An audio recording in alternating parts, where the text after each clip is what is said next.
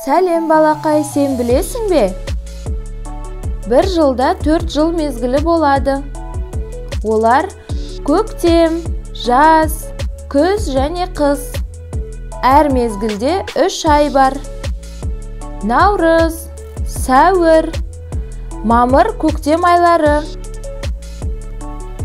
Көктемде күн ұзарып, ауа райының жылуынан қар еріп, жауын шашын мол жауады. Бұл мезгілде табиғат қысқы ұйқысынан оянады. Жаз айларына маусым, шілде, тамыз айлары жатады. Жазда табиғат жадырап, күн ұзақ әрі жылы болады.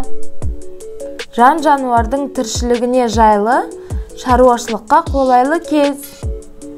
Әдетте, қыркүйек, қазан, қараша күз айлары болып есептеледі. Күзде күн суытып, егін піседі. Өсімдіктер қурап, ағаштардың жапырағы түседі. Желтоқсан, қаңтар, ақпан қыс айлары. Қыста қар жауып, жер бетіне ақ кілем төселгендей бейнеде болады. Бұл мезгілде табиғат пен жан-жануарлар ұйқыға кетеді. Табиғи құбылыстар: жел, тұман, жауын, найзағай,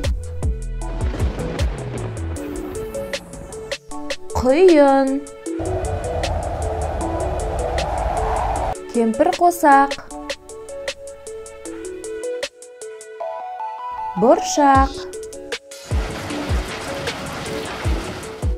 қар, мұз, қырау, солтүстік шұғыласы. Балақай, каналға тіркеліп лайк басуды ұмытпа.